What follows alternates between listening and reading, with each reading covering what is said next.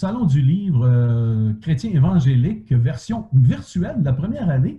Puis, je suis heureux d'avoir comme invité aujourd'hui une qui était avec nous dans le début, depuis le début, à ces salons du livre qu'on avait à Montréal depuis quelques années, mais que malheureusement, cette année, on ne peut pas avoir physiquement. Mais je pense que ça va être un petit peu mieux même. On va pouvoir avoir peut-être plus de détails puis prendre plus de temps pour se jaser. Et j'ai nommé une auteure canadienne, oui, qui est canadienne, c'est Anne Catarusa, qui est aussi une actrice qui est connue ici pour avoir joué dans Virginie, pour ceux qui se rappellent, une quotidienne qui était chaque jour. Elle a joué pendant 4 ans là-dedans.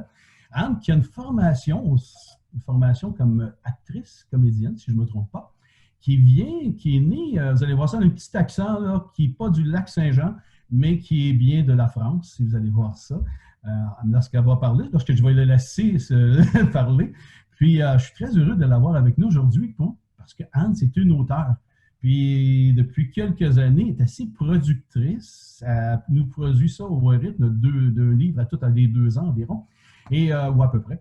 Elle va nous raconter ça. Puis, il y a beaucoup de choses dans sa vie qui arrivent par rapport à ces livres-là. Bonjour Anne, je suis heureux d'être avec toi aujourd'hui. Ça va bien? Marc. Je tiens à préciser que ça fait 26 hivers que je suis ici. Oui. Mais tu as gardé un petit accent encore. C'est on aime ça, ton accent, c'est très beau. Puis, justement, parle-nous de toi. Tu es né en France? Oui, je suis née en fait dans la région parisienne. J'ai été élevée en France. J'ai passé 1 an en Ontario, 1 an en Angleterre pour apprendre l'anglais. OK.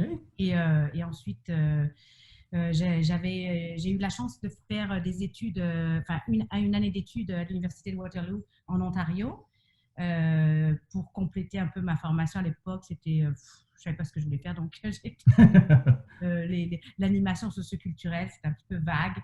Et puis, je suis tombée en amour avec le pays, avec les espaces, avec toutes sortes de choses. Et j'ai voulu donc revenir, mais cette fois-ci en tant qu'immigrante. Et je suis arrivée à un fameux 31 décembre 1994, ici, avec une valise, en connaissant personne. En connaissant personne, tu es arrivé à Montréal, tu dis, moi, je m'en vais à Montréal, puis le rêve américain ou le rêve canadien? Ou... Le rêve canadien, parce que je n'avais pas envie d'être aux États-Unis, mais c'est sûr que mon père a beaucoup voyagé aux États-Unis et en Amérique du Nord en général, et il nous ramenait toujours des espèces de jouets qui nous paraissaient très exotiques. Hein, mais... Et nous, ça nous est rêvé. C'était loin, ça paraissait vraiment très exotique. Ah, c'est sûr, il y avait ce côté-là de l'aventure. Puis toi, tu as eu une formation au niveau comme actrice et comédienne à ce moment-là? Oui, en fait, je ne pensais jamais que je serais auteur. Ça, c'est les plans de Dieu qui se dévoilent au fur et à mesure. Mais au départ, je voulais juste devenir comédienne. Et je pensais que c'était plus facile de devenir comédienne dans un endroit où personne ne me connaît, pour commencer à zéro, être une nouvelle personne, plutôt que devant sa famille. C'est pas évident de faire ses preuves devant sa propre famille. Hein. Comme on dit, nul n'est prophète en son pays. Donc voilà. Et en fait, il a fallu mettre beaucoup de travail, évidemment, mais ça a fonctionné d'une certaine manière, puisque j'ai pu en vivre pendant quelques années. Tu as même écrit une pièce de théâtre. J'ai d'abord écrit en fait un scénario en 98, donc c'est ma première, mais c'était un scénario parce que je voulais me créer un rôle consistant, parce que c'était surtout de la télé que je faisais, je voulais faire quelque chose un peu plus profond. Et donc ça a commencé comme ça, mais je ne savais pas à ce moment-là que j'allais écrire plus tard des romans. Et en fait, j'ai écrit ensuite une nouvelle, donc beaucoup plus tard, radiophonique, avec des acteurs. Donc 16 acteurs. Comme je ne les payais pas, je pouvais en prendre beaucoup. Et puis, j'ai eu la chance d'avoir des acteurs extraordinaires comme Diana Vallée, Hélène Loisel et beaucoup d'autres, des noms quand même, des gens assez connus au Québec, qui ont accepté de le faire bénévolement parce qu'ils trouvaient que c'était assez original. Parce que c'était sous forme un peu avec beaucoup de bruitage. Donc, j'appelais ça un film sonore. J'ai toujours aimé les films. Puis, tu as eu une nomination même pour ce projet? Oui, effectivement. J'avais oublié, ça date un peu. Oui, ça a été nominé au Festival des radiophonies de Paris, effectivement. Oui, tout à fait. À ce moment-là. Puis, qu'est-ce qui a fait qu'Anne est partie du côté, si on veut, artistique, comédienne, actrice, pour devenir auteur? C'est une longue histoire, on ne pourra pas tout raconter ici, ça demanderait plusieurs entrevues, mais disons que je suis devenue chrétienne à peu près en même temps où j'ai obtenu le contrat sur Virginie. Et disons que je sentais vraiment un combat à l'intérieur entre les deux. Et bon, la actrice, comédienne, c'était vraiment mon grand rêve. J'étais donc dans le séculier, on s'entend, et Mhm. je chantais vraiment en même temps comme le Seigneur qui voulait que je me retire. Et il faut savoir que, bon, c'était des rôles séculiers, bon, Virginie, ça donnait ce que ça donnait, mais il y avait aussi des rôles de doublage qui n'étaient pas forcément très glorieux où on peut, oui, surtout quand on n'est pas, là c'était toutes sortes de rôles, on ne choisit pas d'avance et il y avait toutes sortes de choses à doubler, plus ou moins intéressantes ou pas du tout intéressantes ou vraiment, enfin, ouais, c'est ça. Et en fait, donc, plus ou moins, j'ai senti vraiment que le Seigneur me demandait de me retirer. Alors, il y a eu OK. un combat pendant plusieurs années avec ça parce que c'était ma passion. J'avais rêvé ça toute ma vie. J'avais déménagé de continent pour essayer de faire ça. Et puis, ça commençait juste à marcher. Puis, je sentais vraiment que le Seigneur me disait non, retire-toi. Donc, voilà, je me suis retirée, disons, à reculons. Enfin, c'est ça, les portes se sont fermées à partir du moment où j'ai accepté c'est ça. Et pendant un certain temps, j'ai plus rien fait, évidemment, dans l'artistique, puisque voilà, d'abord, il fallait gagner sa vie. Ouais, Euh, là, j'ai tourné un Mhm. peu dans les airs quelques années. Ben, je me rappelle que tu as travaillé pour certaines organisations de but non lucratif aussi à l'époque, là, où Ouais, c'était connu. bon, Donc, ouais, j'ai travaillé pour Mission Bon Accueil. euh, mhm. pendant quelques années, Ouais. effectivement. Plus, ben, je m'occupais justement des médias, tout ça, Mhm. derrière la caméra, coordonner, essayer de faire connaître cet organisme qui s'occupe des sans-abri, il s'occupe de tas de trucs, ils ont une banque alimentaire. Mhm. Et j'ai beaucoup aimé en fait cette expérience-là. C'était plus corporatif, mais en même temps, il y avait une cause, donc c'était intéressant. Euh, Puis éventuellement, tu t'es mis à l'écriture, comme ça, une journée oui, où. ben, j'ai eu cette opportunité-là où j'avais tout d'un coup l'espace, la possibilité de le faire. C'est sûr que ça prend énormément de temps. Ouais. Et puis je sais pas, j'ai eu cette histoire qui est née, qui est à la recherche de Shaïda, Mhm. et je l'ai écrit en fait en 2012. OK. Bon, après, j'ai décidé d'aller vers comment on appelle ça, un éditeur professionnel euh, c'est ça, parce que tu as une reconnaissance, Mhm. etc. Et j'ai dû attendre quand j'ai été choisie par des gens de la Suisse, la Maison de la Bible, qui sont assez connus en fait. Et il a fallu attendre 2 ans que ça soit produit, donc c'est pas sorti avant 2014, parce que c'est long, hein, le processus traditionnel. Ouais. Voilà. Mais ensuite, c'est sûr qu'il y a eu un prix à la World Guild à Toronto. La World Guild, c'est donc la Mhm. Guilde des auteurs canadiens.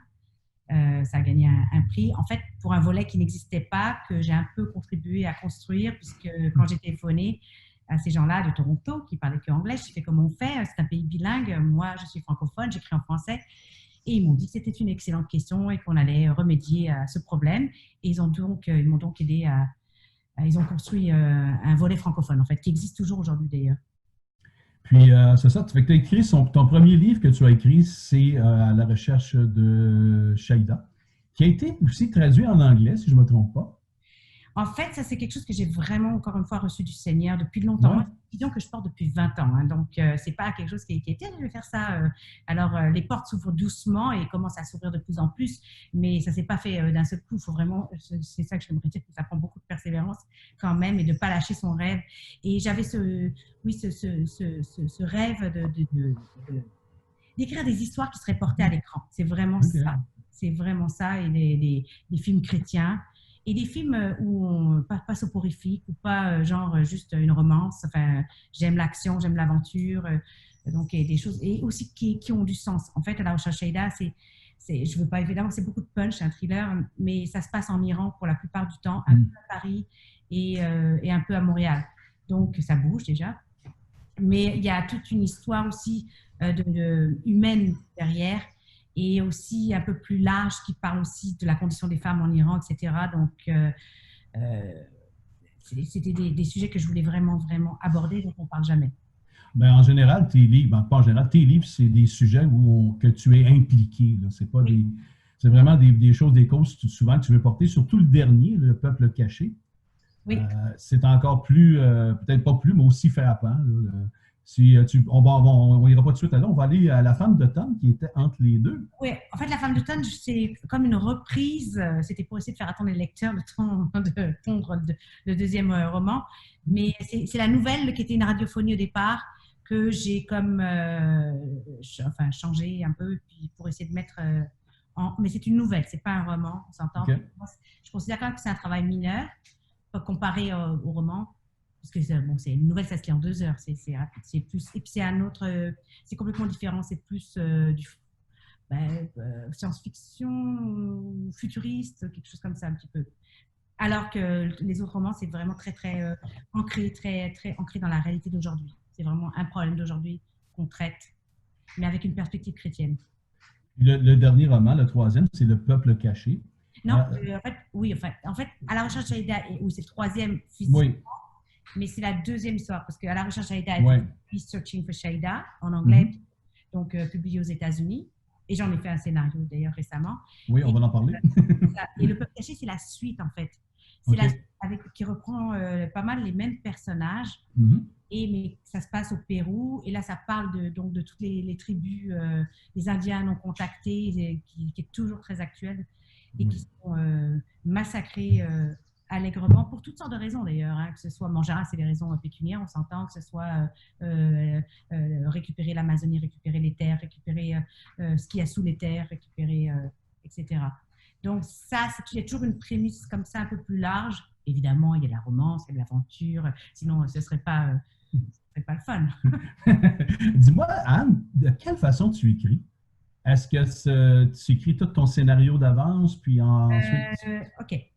J'ai tendance à écrire de façon, il y a une idée qui vient ou un sujet qui m'intéresse, Mhm. puis je laisse grandir à l'intérieur. Et je ne peux pas écrire tant que je n'ai pas le début, le milieu, la fin. Mais ceci dit, ça m'est arrivé, je vais me contredire là. Le premier scénario, j'ai commencé par la scène qu'on appelle le climax. Là, je ne sais pas comment c'est en bon français. La scène clé. Donc, j'ai commencé par OK. donc, c'est pas. Et là, j'ai acheté un petit logiciel, là, Scrivener, parce que je me suis rendu compte que j'écrivais pas de manière linéaire. C'est-à-dire qu'à un moment donné, il y a une scène qui va apparaître, mais je sais que c'est pas la scène du début. Ça va être la scène du milieu ou la scène plus vers la fin. Mais il y a des gens, ça peut arriver, j'entends mes dialogues. Mais souvent, ça va être des images aussi. Donc, en fait, c'est assez visuel, mon affaire. OK. Et puis, donc, donc, il ne faut pas limiter. Ça, c'est comme un petit flow créatif quand tu entends des dialogues, c'est bon. Et là, tu les écris pour pas oublier. Et l'avantage de Scrivener, mais je ne suis pas en train de faire la publicité de ce truc-là, parce qu'avant, je faisais mon truc Word, puis je suis très, très nulle au niveau technique. Alors, ça s'alignait pas, c'est très mauvais après quand tu veux l'imprimer. Donc, c'est pas recommandé. Mais c'est comme des cartes. Alors, tu peux écrire comme si tu mettais des cartes au mur, tu peux écrire dans le sens que tu veux tes scènes. Et ce qui fait que, d'ailleurs, c'est pour Le Peuple caché, j'ai mis au moins 3 ans parce que, bon, j'ai une famille, etc., des jeunes enfants. Alors, c'est pas facile. Donc, ça a dû reposer, j'ai dû reprendre et j'ai coupé, etc. Donc, finalement, j'ai fait beaucoup de mélanges. Quelle scène on garde, un peu comme dans un film, on coupe ce morceau-là, on garde ce morceau. Ouais, j'ai un petit peu une approche Différente. oui, tout à fait. Dis-moi, pendant la pandémie, ça t'a-tu permis d'écrire ou pas du tout? Non? Parce que moi, je suis maman plein temps. Oui. Maman encore plus plein temps maintenant parce qu'il faut faire l'école à la maison. Oh oui, c'est vrai, oui. Il y a carrément plus de... pour moi, c'est autre chose. La vie de famille a complètement changé. Et donc, j'ai absolument pas cet espace-là pour l'instant pour écrire. Et c'est pas, des fois, je me dis, OK, je vais me lever de bonne heure. À 5 heures du matin, je me lève, je vais le faire. Et bien, c'est sûr qu'il y en a, j'ai un bébé là, un bébé qui va à 6 heures. Donc, et il faut vraiment qu'on ait des plages, des bulles de plage tout seul. Et c'est pas possible, en fait. C'est assez difficile, hein? Parce que normalement, est-ce que tu es assez, comment je dirais ça, discipliné pour écrire? Oui, très, très discipliné. Tu vas prendre quoi? Très discipliné, je vais me lever, par exemple, on a un horaire avec mon fils, je suis très disciplinée, puis je lui apprends ça, parce que je pense que sans discipline, tu n'arrives à rien. Il faut absolument, premièrement, quand tu commences quelque chose, il faut le finir, et puis il faut faire quelque chose dans l'excellence. Moi, je crois beaucoup à l'excellence. Moi, c'est sûr qu'avant, je veux aussi écrire des films, il y en a de plus en plus maintenant, depuis quelques années, il y a les frères Kendrick, notamment, qui font des super films. On pense à War Room et tous ces films-là. Puis ça fait pas si longtemps qu'ils sont là. Il y a avant, quand on regardait les films chrétiens, c'était pas fort. Bon, c'est sûr qu'il n'y avait pas de budget non plus, mais... Non, là, on a des beaux budgets, effectivement. Et moi, j'avais un peu honte. Hein. Donc, il y avait ça aussi, cette envie de faire des films de qualité. Pourquoi nous, on ne travaillerait pas dans l'excellence? Pourquoi on devrait être même meilleur, puisqu'on a le Saint-Esprit. On s'entend? Justement, tu as écrit le scénario du livre, à partir du livre Searching for Shaydam, en anglais, je pense que le scénario a été fait. Comment est-ce que c'est travailler pour écrire un scénario? C'est différent? C'est complètement différent en fait. Le roman, ça donne une liberté. Bon, il y a le désavantage, on est tout seul, hein, mais l'avantage, c'est qu'on écrit ce qu'on veut, dans le sens qu'on veut, avec qui on veut. Et le scénario, c'est très technique en fait. Il y a beaucoup de techniques, enfin, dans le sens où c'est ça. On ne peut pas se laisser aller dans ce qu'on veut. Et il faut que ça aille vite, parce qu'un scénario, on s'entend, bon, il y a les Américains, ils ont leur recette à 10 pages, il faut que tu aies quelque chose qui explose. Enfin, en rigolant, mais bon, moi, je le fais un peu d'instinct. Je pense que c'est effectivement un talent que Tiana m'a donné. Je n'ai pas été dans une école, je n'ai pas appris. Bon, c'est sûr, j'ai vu beaucoup de scénarios. Et puis, on le sent, enfin, la structure qui doit être dynamique. Mais on doit présenter les personnages rapidement avec du visuel. Donc, c'est très, très visuel. On peut pas, il ne faut pas donner non plus trop d'indications comment on veut que ça soit filmé, parce que sinon, le réalisateur, ça ne va pas lui plaire. Donc, c'est okay. subtil en même temps. C'est très différent. C'est beaucoup de travail aussi. Mais tu écris quoi, scène par scène? Ou... Je veux juste préciser, je l'ai coécrit avec une amie anglophone d'ailleurs, Kim Feeney, et qui me connaît depuis 20 ans, qui a toujours adoré l'histoire de À la recherche Shaïda. Et on a toujours vu que ça ferait un bon film. OK. Voilà, et là, puis justement, ça a le résultat que vous avez gagné un prix avec ça. Alors là, c'est vraiment de Dieu. Oui. Voilà, un prix en arrière de toi, je pense. Oui, c'est ça. En arrière, je vais vous le montrer de plus près. Oui. Il est très lourd. En plus, c'est du marbre. Et donc, c'est ça. C'est le Movie Guide Award qui a décerné ça. Donc, c'est à Hollywood. Oh, c'est un superbe ministère, en fait.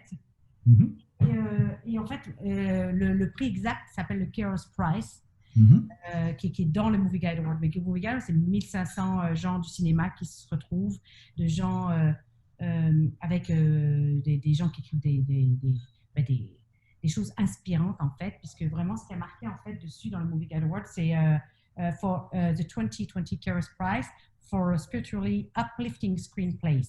Donc, on pourrait dire pour les scénarios spirituels. Inspirés. Ouais, c'est ça. Ah, c'est très bon. Puis, ça va être porté à l'écran un jour. Oui? Ah, oui. Ça va être porté à l'écran. Enfin, si, ça va être porté à l'écran, mais quand et par qui? OK. Je ne sais pas encore. On a lancé ça, on a demandé ça à Dieu, là, mais il faut qu'il nous les porte encore. Donc, OK, c'est le grand producteur. Mais, comme ça on adresse aussi le sujet des musulmans, qui est un sujet souvent tabou, mais je pense que c'est fait de façon très respectueuse. Je pense que ça pourrait intéresser beaucoup de gens, toucher beaucoup de gens, des gens avec différentes foi, en fait. Parce que dans mes scénarios, il y a toujours un personnage qui a la foi, enfin, dans cette série-là, on va dire. Ouais. Qui est prêt à mourir pour sa foi. Et puis là, ça pose la question pour tous nous, les Occidentaux, les gens de l'Amérique du Nord, est-ce qu'on serait prêt à mourir pour notre foi? C'est ça, pas sûr. Donc ça peut venir, je sais que c'est venu chercher des gens là-dedans. Vas-y. Et puis il y a celui qui ne croit pas ou celui qui est en colère contre Dieu, comme dans le peuple caché, ça se passe au Pérou, mais il va y avoir un scientifique et une infirmière qui est très mature dans sa foi, et un scientifique qui lui, en fait, elle va lui dire à un moment donné, mais vous êtes en colère contre Dieu, vous n'êtes pas athée comme vous le dites. Et ça va venir chercher beaucoup de choses par rapport à son passé, etc. Donc ça aborde aussi, je pense, des combats qu'on peut avoir, ou que des gens qui croient en quelque chose pensent que Dieu c'est religieux, puis Dieu c'est pas religieux. Ce que j'essaie de démontrer, c'est on n'est pas dans la religion, on est vraiment c'est dynamique, c'est dans la relation. Et c'est vivant, voilà, c'est ça. Dis-moi, Anne, est-ce que tu as d'autres projets? Parce qu'à chaque fois que je te vois, tu es toujours, après avoir fini d'écrire ou proche? Ou... En fait, j'en ai un qui est depuis 2015, j'allais dire sur la table, dans l'ordinateur en fait, que j'ai relu récemment, parce que là je m'y mets, je vais trouver des plages horaires du temps. Mais bon, à part donc, le manque de temps, oui, il y a un 40 pages qui est déjà écrit. Au départ, je pensais même en faire une suite. Et puis en lisant, il y avait trop de choses à couper parce qu'en fait, c'est des personnages différents. Mhm. Je crois que je t'en avais peut-être dans une autre entrevue, je t'en avais peut-être Ouais. parlé. C'est sûr que je changerai le titre parce que j'ai vérifié le titre et déjà pris. Donc, je ne sais pas encore comment l'appeler. Mais bon, bref, ça commence sous la terre, après un tremblement de terre, et il y a une femme qui ne connaît pas Dieu, qui ne croit pas en Dieu, qui se retrouve sous la terre 48 heures de mourir. Voilà, ça commence comme ça. Bon, histoire d'éveiller l'intérêt du lecteur. Et il y a toute une histoire. Et là, j'avais peut-être envie d'aborder la judaïté. OK. Mon autre personnage, il y a un autre personnage qui est juif. Donc, Mhm. ça serait différent. On en est là. Dis-moi, Anne, tu as tes livres, mais si on veut s'y procurer, à quel endroit? Ben, tu peux me les montrer, présentement, je pense que tu les as avec toi. Ils sont là. Voilà. On peut se les procurer sur Amazon, à part celui-là, qui est le premier, donc, Oui. Shaïda. Oui. Mais on peut, en fait, si vous allez sur mon site, annegarausa.com, ça vous redirige, en fait. Donc, ça OK. les redirigera vers la maison de la Bible, etc. Mhm. Il y a celui-là. Il y a donc, bon, pour les anglophones, celui-là, on ne trouve que sur Amazon, d'accord? OK. Et à la suite, qui est Searching for Shaïda, la traduction, mais c'est Mhm. le même livre. Il y a Le Peuple caché, qui est la suite. Voilà. Ah, on peut le trouver pour les gens qui habitent en France, en fait, en Europe, à la boutique EMCI, parce que j'ai oublié ça aussi. Ça peut être un autre choix et ça peut encourager aussi un ministère chrétien plutôt qu'Amazon.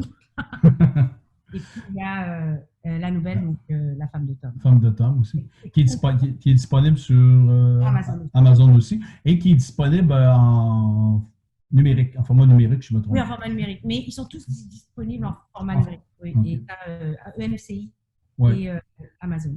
C'est la grande tendance présentement. Les gens ont des tablettes, puis on va chercher des livres. Oui, des fois, un bon livre, c'est agréable en sens où on passe notre temps maintenant de plus en plus sur les écrans. Fait que je te remercie beaucoup. On a quelques questions il y a des gens, j'imagine, avec tout ce que tu as dit, peut-être qu'il y a des gens que ça nous a suscité des questions. Okay. On va demander à Cathy, je pense, qui va nous... Dis-nous. En tout cas, merci beaucoup, Anne. Tu as suscité ma curiosité, là.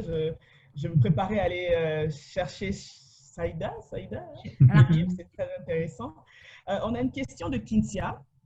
Elle te demande, Anne, avez-vous eu de la difficulté à intégrer ou respecter vos valeurs chrétiennes et vous démarquer comme actrice? Ben, ça dépend, ça me demande comme artiste en tant que comédienne avant, mais je ne suis plus comédienne. Je voulais juste rectifier, j'ai décidé vraiment d'abandonner justement pour le Seigneur. Mais si on parle en tant qu'auteur, je n'écris que à caractère chrétien de toute façon, ce qui fait que effectivement mon public est entre guillemets limité, mais c'est mon choix personnel. Moi, c'est ça. Par contre, je sais par exemple si on va avec la voix Guild, on pourrait écrire avec des valeurs chrétiennes, mais sans forcément que ça transpire autant. Moi, il y a carrément tout le temps le plan du salut d'une manière ou d'une autre. Ok, parfait. Et moi, j'avais une question parce que vous avez dit que vous êtes littéralement lancé dans le vide avec le Seigneur. Est-ce que vous avez jamais regretté de l'avoir fait? Il y a eu un moment, ça marchait pas trop. J'avais quand même gagné quelques prix. J'ai pas gagné celui-là, le gros encore, mais et en fait, disons que les ventes n'étaient pas extraordinaires. J'ai dit mais ça sert à rien, Seigneur, je vais arrêter d'écrire. Ça me demande énormément d'efforts. C'est au minimum 1 an à 3 ans de travail un livre et il n'y a rien au bout. Les gens n'ont rien à faire, donc c'est pas la peine. Et le Seigneur m'a repris.